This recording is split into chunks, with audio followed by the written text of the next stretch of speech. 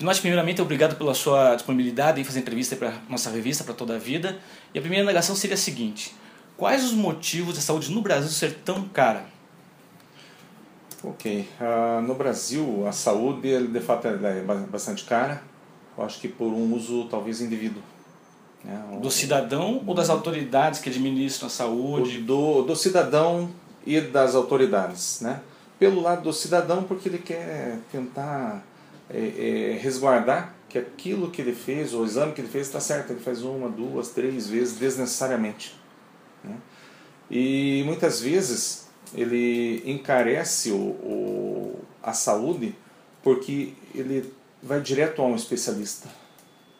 Ele vai direto, ao invés de ele buscar uma atenção básica, ao invés de ele buscar o clínico geral, ele vai já direto no especialista máximo. Ele exige, né, uma vez que o plano de saúde dele dá essa condição, ele exige que ele seja atendido pelo neurocirurgião pediátrico. E esse neurocirurgião pediátrico, ele realmente tem um custo maior, né? Ele vai pedir outros exames, ele vai pedir exames mais aprofundados, e isso faz com que o sistema fique mais caro. Né? Agora, novas tecnologias também podem ser elencadas como fatores que aumentam o custo do Brasil. O Brasil, ele está sucateado em tecnologia de saúde. E isso faz com que a gente tenha que importar. Então, aquilo que está acontecendo já há mais de 10 anos dentro dos Estados Unidos, Reino Unido, Europa em geral, agora que está chegando aqui no Brasil. Então, nós temos tecnologia já ultrapassada, estamos adquirindo novas tecnologias. Com essa modernização da era digital, nós estamos nos aproximando dos outros países mais avançados. E então esses países tiveram 10 anos para avançar, para evoluir tecnologicamente. E o Brasil está tendo 1 ou 2 anos para chegar perto. Então isso tem um custo muito alto, porque a gente tem uma aquisição de tecnologia muito grande. Né? Ele encarece mesmo a saúde. Quem investe nessa tecnologia tem que pagar essa tecnologia. Então está vendendo. E o papel do plano de saúde é entender se esse processo é o mais adequado, se ele é realmente necessário, né? Ou se ele está somente se pagando a tecnologia. Então o plano de saúde hoje tem esse papel muito importante de dizer: opa, essa tecnologia é necessária para esta avaliação, ou eu tenho alternativas bem mais baratas que podem ser utilizadas com o mesmo resultado. Então isso de fato é uma questão que encarece e muito a área de saúde. Mas nós podemos dizer assim que hoje nós temos aqui uma situação igualitária ou há uma disparidade? Você está colocando assim, nós tínhamos 10 anos de deficiência aí, né? Estimando.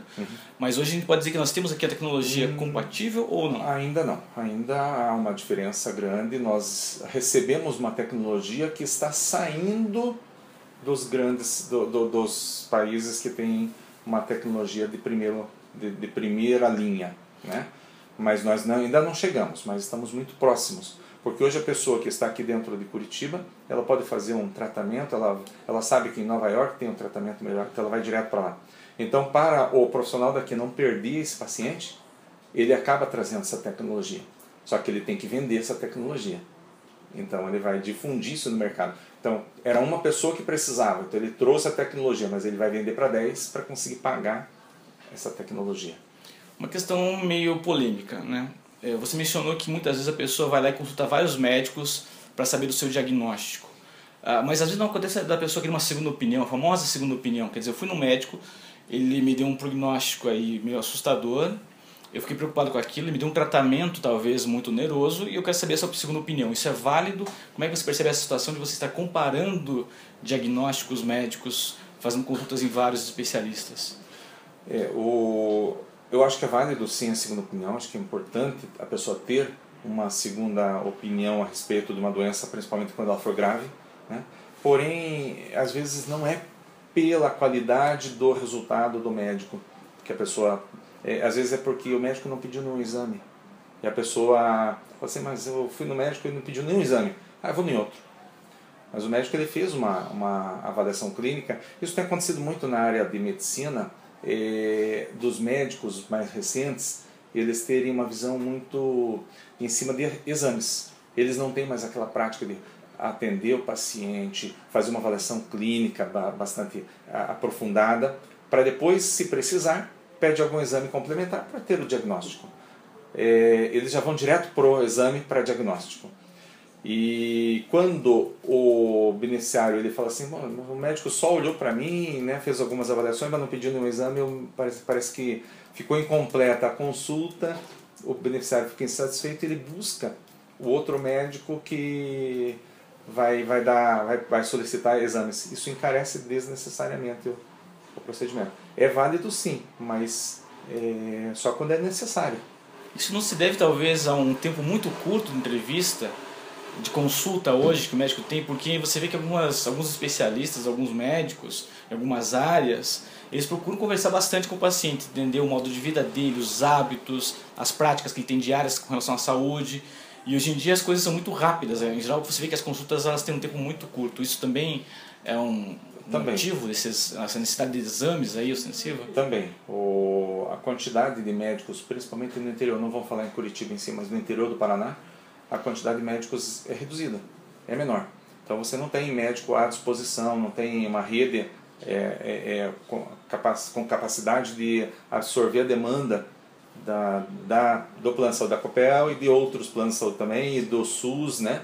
Então o que acontece é que o médico ele tem que atender muito rápido para conseguir dar conta da demanda, porque tem 20 pessoas na sala de atendimento, na recepção, e ele precisa dar conta daquelas pessoas. Muitas vezes isso também faz com que ele tenha que pedir um exame para ser mais rápido do que fazer o exame clínico, né? Mas isso é uma questão, acho que geral, né, do mercado médico. Existe uma carência médica, sim, né? Não consegue atender toda a demanda do mercado. E você falou aí sobre o fato de ser um comércio, né? A gente tem que admitir, tem que aceitar isso, quer dizer, os serviços médicos, os remédios, medicamentos, tudo isso, os tratamentos, tudo isso envolve custos, tudo isso envolve um comércio, uma indústria. Uhum. Mas como é que fica a questão ética em cima disso, né? Porque nós temos aí um objetivo final que é a vida. Isso. E a qualidade de vida das pessoas. Como é que você vê essa questão aí, se ela está se embaralhando no meio desse comércio? Isso, então esse comércio nós temos que tomar cuidado com ele, né? Porque nós temos que entender até que ponto há necessidade da avaliação técnica do tratamento médico bem específico. Por isso nós temos uma equipe interna, nós internalizamos um processo dentro da Fundação Copel exatamente para entender melhor esse processo. Ele era comprado até 3 anos atrás, depois foi internalizado para fazer a avaliação interna. É necessário aquele procedimento? Então a gente tem uma câmara técnica para discussão clínica de casos que exigem essa discussão. Nós temos uma reunião mensal entre os médicos da liberação e os médicos da auditoria, quem libera e quem paga, né, para poder entender o que está acontecendo no mercado. E temos uma educação continuada junto aos prestadores, levando as necessidades, como é que funciona, as melhores práticas de mercado na parte médica e odontológica. Isso tem sido bastante produtivo. Os prestadores têm recebido bastante a Fundação com bons olhos. Nós temos conseguido avanços na redução de utilização de tecnologias indevidas, de medicamentos indevidos, de tratamentos não adequados, né? Isso tem sido bom, porque a incidência de um tratamento indevido ele tem 2 fatores. O aumento de custo elevado, e depois o prejuízo da saúde da pessoa que está recebendo aquele tratamento. Se ela receber vamos fazer um exemplo de um exame de imagem desnecessário, né, ele tem uma incidência de um raio, né, X em cima da incidência de radioatividade maior do que ela precisa, né? Já se discute hoje em dia se há necessidade de fazer, por exemplo, a mamografia todo ano. Será que isso não é uma incidência muito grande e pode fazer com que a situação da pessoa piore em vez de acompanhar? Então pode ser que tenham outros exames que possam ser feitos periodicamente, com menor custo, com menor tempo de intervalo e que podem dar a mesma segurança para a pessoa. Perfeito.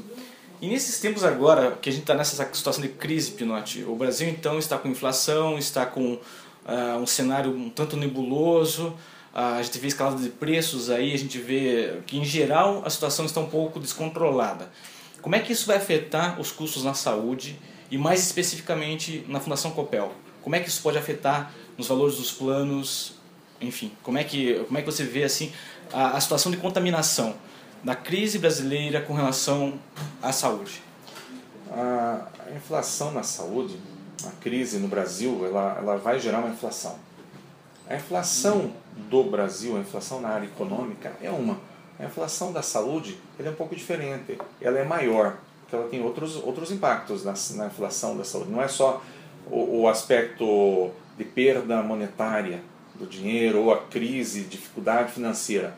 Ela também leva em conta de que em grandes centros tecnológicos de saúde, eles são grupos internacionais. Então, na hora que eles vão investir no Brasil, eles param de investir no Brasil porque aqui estamos com uma provável crise. Então, nós começamos a distanciar novamente daquela situação que eu falei inicialmente. Nós tentamos chegar de 10 anos para estar perto dos grandes centros. Com essa crise, os grupos internacionais eles param de investir novamente no Brasil. Nós temos novamente um distanciamento da tecnologia, né? Faz com que a gente sucateie de volta a saúde, né? Fazendo com que daqui a 2, 3 anos a gente tenha um reflexo do que está acontecendo agora, né? Mas também, né, uma vez que o nosso plano de saúde ele tem uma coparticipação, né, acho importante os beneficiários utilizarem corretamente o plano de saúde. Uma vez que, se ele utilizar indevidamente, ele vai estar coparticipando, vai impactar no bolso do beneficiário diretamente, vai impactar nos custos da Fundação Copel também. Então, o que a gente orienta e pede nessa época de crise é que a pessoa tenha mais cautela, tenha mais cuidado na hora de utilizar o plano de saúde, né?